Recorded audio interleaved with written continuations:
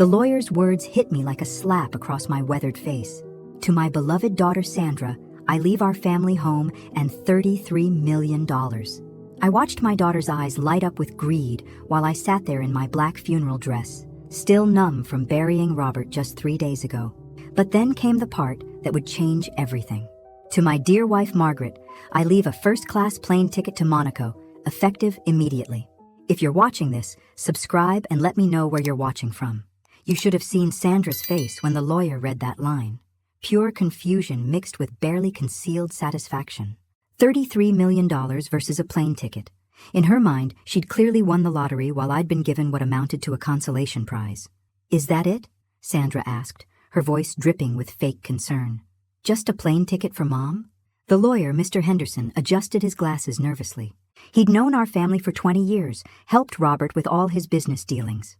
"That's what the will specifies, Mrs. Morrison. Your father was very particular about these arrangements." I sat there in stunned silence, my hands folded in my lap like the good wife I'd been for 43 years. Robert and I had built everything together. The construction company that made us wealthy, the investments, the beautiful house Sandra was now inheriting. We'd been partners in every sense of the word, or so I thought. Sandra leaned forward in her chair, her perfectly manicured nails tapping against her designer purse. "When does this trip need to happen?" she asked, and I could practically see the wheels turning in her head. The sooner I left, the sooner she could take full possession of her inheritance. "The ticket is for tomorrow evening," Mr. Henderson replied. "Your father arranged for a car to pick up Mrs. Whitfield at 6 p.m. tomorrow." As if Robert knew I'd need to get away from everything quickly, as if he'd planned this whole thing down to the last detail. "Well," Sandra said, standing up and smoothing her black skirt, "I guess Mom's going on vacation. How nice for her." The venom in her voice was subtle but unmistakable. To anyone else, she might have sounded supportive, but I knew my daughter. I'd raised her, loved her, sacrificed for her, and right then I could see exactly what she thought of me. A burden, an inconvenience, someone who'd just become very, very disposable now that Daddy's money was all hers. The next morning, Sandra showed up at the house bright and early with a moving truck and a crew of workers. My house, the house where I'd made breakfast for 43 years, where I'd nursed Robert through his cancer, where I'd hosted every holiday dinner and birthday party for our family. "Mom, we need to talk," Sandra announced, walking into my kitchen like she owned it, which I suppose she did now. "I've been thinking about your situation, and I really think this Monaco trip came at the perfect time." I was still in my bathrobe, sitting at the kitchen table with my coffee and trying to process everything that had happened. "My situation?" I asked, though something cold was already settling in my stomach. "Well, you can't stay here," she said matter-of-factly, opening cabinet doors and examining the contents like she was taking inventory. "Brad and I have been planning to renovate this place for months, tear down some walls, update everything. It's going to be a construction zone." Brad, her husband, appeared in the doorway with a tablet in his hands. "We've already got the contractors scheduled," he said, not quite meeting my eyes. "Demo starts Monday." "Demo?" I stood up so fast my chair scraped against the floor. "You're tearing down parts of this house?" "Daddy left it to me, Mom," Sandra said with exaggerated patience, like she was explaining something to a slow child. "I can do whatever I want with it. And honestly, this place is so dated. Those wallpapers you picked out in the 80s? They have to go." I watched her run her finger along the windowsill, where I'd placed a small vase of roses from Robert's funeral. Roses he'd specifically requested because they were my favorite. She picked up the vase and set it on the counter with casual indifference. "But this is my home," I said, my voice barely above a whisper. "Where am I supposed to live when I come back from Monaco?" Sandra and Brad exchanged a look that made my blood run cold. "Well," Sandra said slowly, "we were hoping you might extend your trip, maybe find somewhere else to settle down. You know, start fresh." The meaning hit me like a physical blow. They didn't want me to come back. Ever. "You're throwing me out," I said, stating the obvious because I needed to hear it out loud. Needed to confirm that my own daughter was actually doing this to me. "We're encouraging you to embrace new opportunities," Brad said in his corporate speak. Always the diplomatic one, that Brad. "You're only 67, Margaret. You've got a lot of life left to live. Just not here. Not in the home I'd built. Not near the family I'd devoted my life to. Not where I might be an inconvenience to their grand renovation plans." The plane ticket turned out to be first class on Air France, and despite everything happening, I had to admit Robert had spared no expense. The seat was more comfortable than my living room chair, and the flight attendant kept refilling my wine glass without being asked. Small mercies. I spent most of the flight staring out the window and trying not to think about Sandra's final words to me. "Don't worry about the house keys, Mom. We'll change the locks anyway for security," said with such casual cruelty that it took my breath away. But here's the thing about being married to a successful businessman for over 4 decades. You learn to read between the lines. You develop instincts about when something doesn't add up. And nothing about Robert's will made sense. My husband had never been impulsive. Every decision was calculated, researched, planned down to the smallest detail. The man who spent 3 months choosing the right contractor for our kitchen renovation wouldn't just randomly leave me a plane ticket to Monaco without a very specific reason. The flight landed in Nice, and a driver was waiting with a sign that read Mrs. Margaret Whitfield. He was polite but didn't speak much English, just helped me with my luggage and drove me along the most beautiful coastline I'd ever seen. The Mediterranean stretched out endlessly blue, dotted with white sailboats that looked like toys from this distance. We drove through Monaco proper, past the famous casino I'd seen in movies, past luxury shops that probably cost more than most people's cars. Finally, we pulled up to a hotel that looked like something from a fairy tale. The Hotel Royal Monaco, with its Belle Epoque architecture and gardens that belonged in magazines. "Mrs. Whitfield," the concierge said in perfect English. "We've been expecting you. Prince Alexandre asked me to give you this." He handed me an envelope with my name written in elegant script. Prince Alexandre? I stood there in the marble lobby with crystal chandeliers sparkling overhead, wondering if I'd fallen into some kind of bizarre dream. What did a prince want with me? I waited until I was alone in my suite, which was bigger than Sandra's entire first apartment, before opening the envelope. The note inside was brief but intriguing. "Mrs. Whitfield, I was your husband's business partner and the executor of his true estate. Would you join me for dinner tonight at 8? There are things about Robert's will that you need to understand. The car will collect you at 7:30. Business partner?" Robert had never mentioned any business partners in Monaco, certainly not royal ones. But then again, there seemed to be a lot Robert hadn't mentioned. Prince Alexandre Dubois turned out to be a man in his mid-40s with the kind of refined elegance that only comes from generations of good breeding.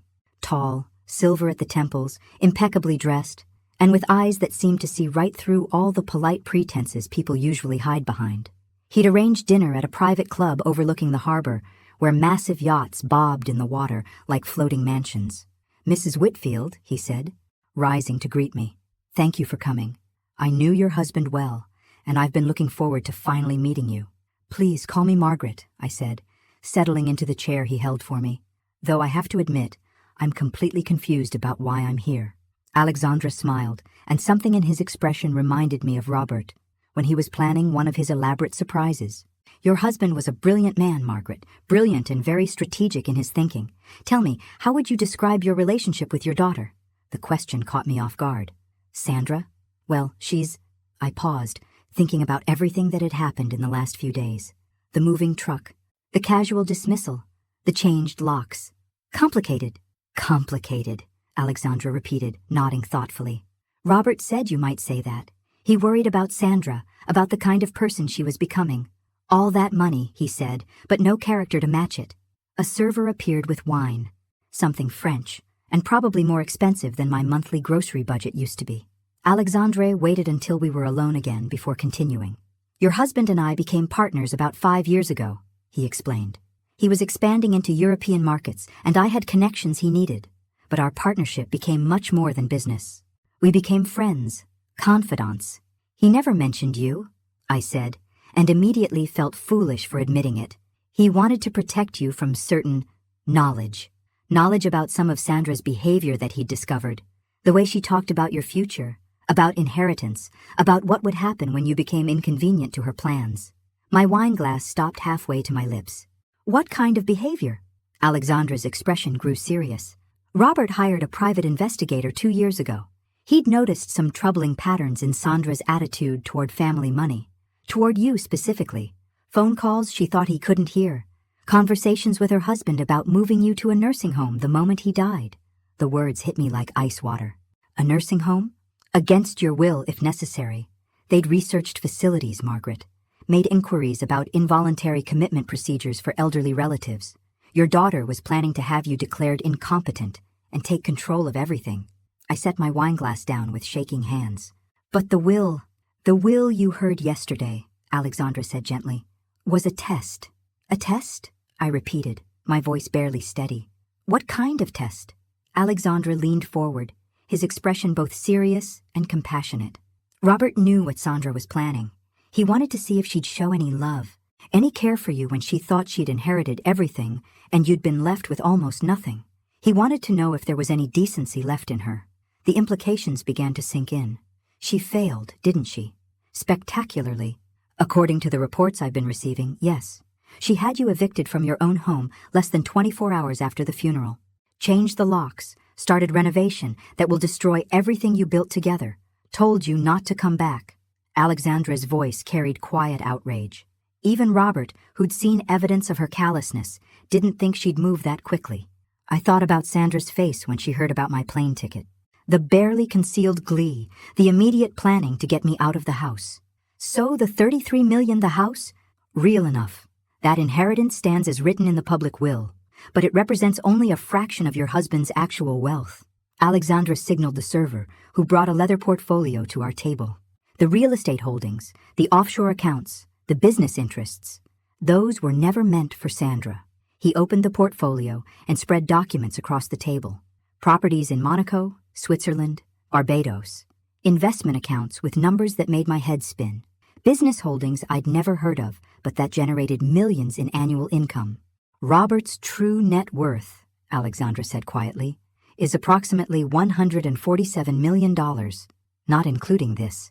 He pulled out a final document, the deed to a villa in Monaco, with my name listed as the sole owner. I stared at the papers until the numbers blurred together. I don't understand. Why hide all this? Why put me through the humiliation? Because he loved you too much to let Sandra destroy you gradually. This was the quick, clean way to show you exactly who your daughter really is, and to ensure you'd have everything you need to live independently, with dignity, for the rest of your life. Alexandra poured more wine and let me process this revelation. Outside the window, Monaco sparkled with lights reflected on dark water. It was beautiful and strange and completely overwhelming. There's one more thing, Alexandra said gently. A decision Robert left for you to make. What decision? Whether Sandra deserves to know about any of this, whether she gets to keep her $33 million, or whether her behavior in the last few days has proven she deserves nothing at all. I looked at him sharply. Nothing. Robert wrote 2 final wills, Margaret. One that gives Sandra what she's already inherited, and one that gives her exactly what she gave you. Alexandra's smile was cold as winter moonlight. A plane ticket. One way to a destination of your choosing. I spent that night in my luxury suite, wide awake and staring at the ceiling, trying to process everything Alexandra had told me. Robert had orchestrated all of this. The test, the humiliation, even my current location overlooking the Mediterranean. But I kept coming back to one horrible realization. Sandra had shown me exactly who she was, and I'd been too blind or too hopeful to see it clearly until now. The next morning, Alexandra picked me up for what he called a tour of your new life. First stop was the villa Robert had purchased for me. It sat on a cliff overlooking Monaco harbor, 3 bedrooms, a garden terrace, and views that belonged on postcards. He bought this 2 years ago, Alexandra explained as we walked through rooms filled with sunshine and possibility. Had it furnished according to your preferences. He said you'd always loved French provincial style and windows that let in natural light. It was perfect. Every detail showed Robert's careful attention to what made me happy. The kitchen had the same layout as our home in Connecticut, but with better appliances and a view of the sea. The master bedroom had a reading nook by the window, just like I'd always wanted. There's more, Alexandra said, leading me to a study overlooking the garden. On the desk was a sealed envelope with my name in Robert's handwriting. He wanted you to read this after seeing everything else. My hands shook as I opened it. Robert's familiar script filled 2 pages of his personal letterhead. My dearest Margaret, if you're reading this, then Sandra has shown her true colors, and you know the truth about our daughter's character. I'm sorry you had to learn it this way, but I couldn't bear to watch her slowly destroy you while I was dying. You gave our family everything. Your love, your devotion, your incredible strength. You deserved so much better than what Sandra was planning for you. This villa, this money, this new life, it's not compensation. It's what you earned through 43 years of being the best wife, mother, and woman I've ever known. As for Sandra, the choice is yours. You can let her keep what she has and simply disappear from her life forever. Or you can show her that actions have consequences, that treating your mother like garbage might cost more than she ever imagined. I trust your judgment completely. Whatever you decide, know that I love you, and I'm sorry I won't be there to see you finally get everything you deserve. Forever yours, Robert. Alexandra was watching my face carefully when I finished reading. He gave you all the power, Margaret. Sandra thinks she won the lottery, but you hold all the cards. I folded the letter and looked out at the sparkling water where expensive yachts drifted like dreams. My daughter had evicted me from my own home, changed the locks, told me never to come back, all while thinking she'd inherited everything and I'd gotten nothing. But now I knew the truth. Sandra had gotten the crumbs, and I'd inherited the feast. More importantly, I had the power to decide whether she deserved even those crumbs. What would happen? I asked slowly. If I chose the second will? The second will, Alexandra said, pulling another document from his portfolio, would revoke everything Sandra inherited. The house, the money, all of it would revert to you. She'd receive exactly what she gave you, a one-way plane ticket and nothing else. I traced my finger along the edge of Robert's letter, thinking about Sandra's smug face when she heard about my pathetic inheritance. How long do I have to decide? As long as you need. But Margaret, there's something else you should know. Alexandra's expression grew more serious. Robert set up surveillance of the house after his death. He wanted documentation of how Sandra treated you, in case legal proceedings became necessary. Surveillance? Hidden cameras in the main living areas. Everything Sandra and Brad have done since the funeral has been recorded. He pulled out a tablet and showed me a video feed. Would you like to see how they've been talking about you? Part of me wanted to say no, to preserve whatever illusions I had left about my daughter. But I'd come this far into the truth. Show me. The video was from yesterday afternoon, just hours after I'd left for the airport. Sandra and Brad were in my living room, their living room now, drinking champagne and celebrating. Can you believe she actually fell for it? Sandra's voice was crystal clear through the speakers.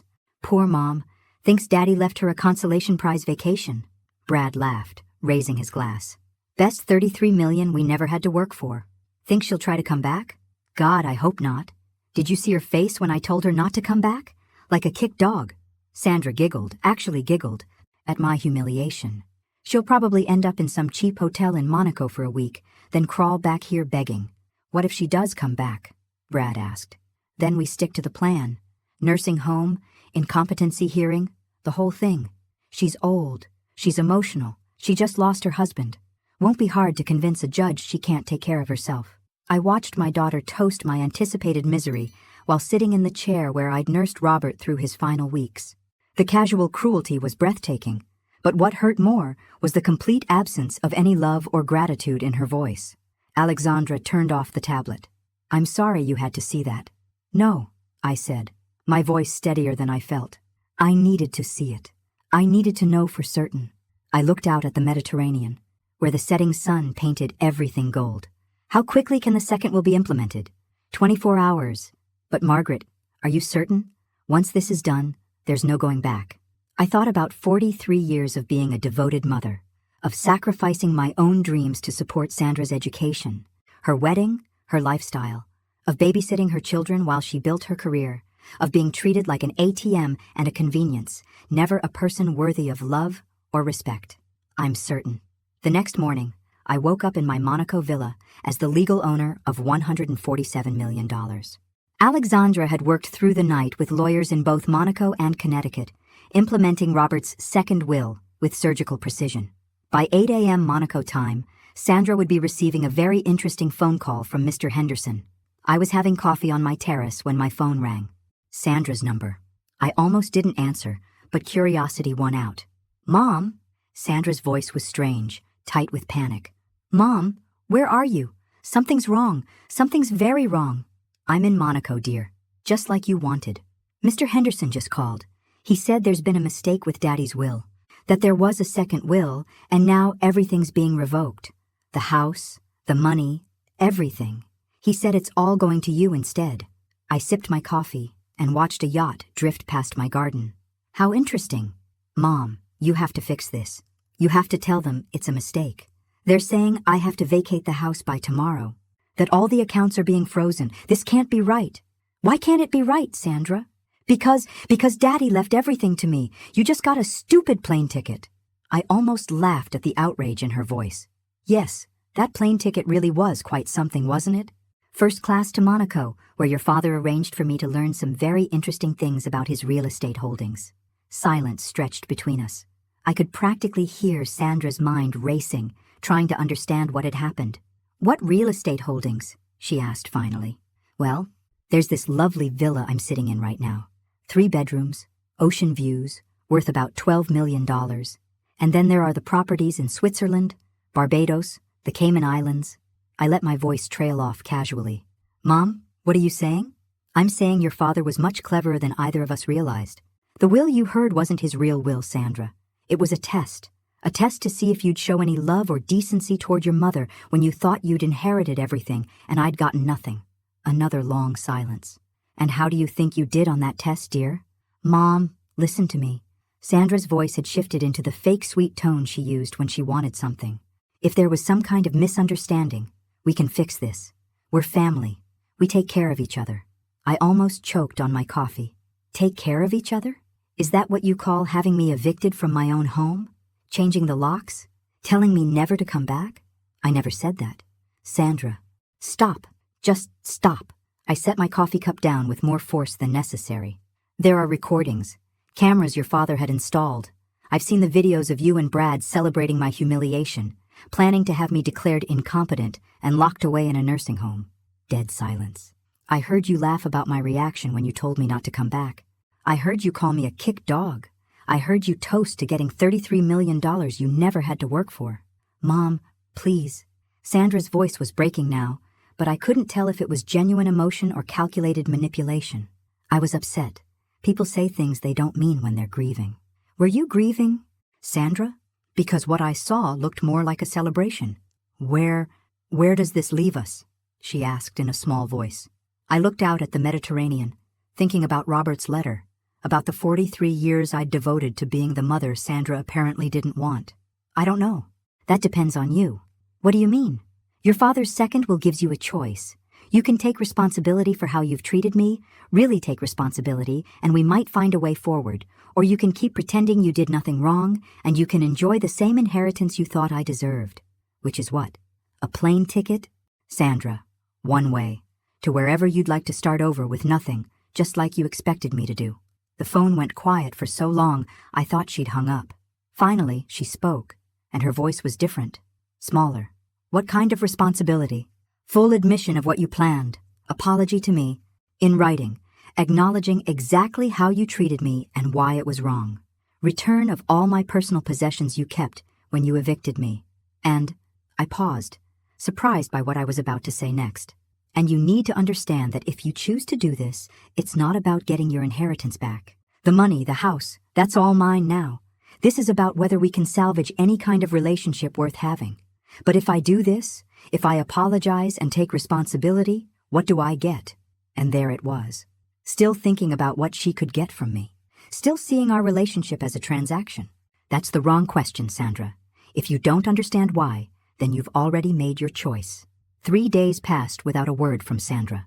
I spent the time settling into my new life, exploring Monaco, and meeting with Alexandra about managing Robert's business interests. It was strange how quickly I adapted to having more money than I'd ever dreamed of. But perhaps 43 years of careful budgeting had prepared me to be equally careful with millions. On Thursday morning, Alexandra arrived at my villa with news. Sandra's hired a lawyer, he said, settling into a chair on my terrace. She's contesting the will. On what grounds? Undue influence. Mental incapacity. Fraud. The usual claims when someone loses an inheritance they thought was guaranteed. Alexandra's expression was grim. She's claiming Robert wasn't mentally competent when he wrote the second will, and that I somehow manipulated him. I felt a familiar anger rising in my chest. Even now, she can't just accept responsibility for her actions. There's more. She's frozen all the renovations on the Connecticut house and put it on the market. If she can't live there, apparently she's determined to make sure you can't either. That stung more than I expected. That house held 43 years of memories. Robert and I had built it into our dream home, room by room, year by year. Sandra was willing to destroy that just to spite me. But here's what she doesn't know, Alexandra continued, his expression brightening.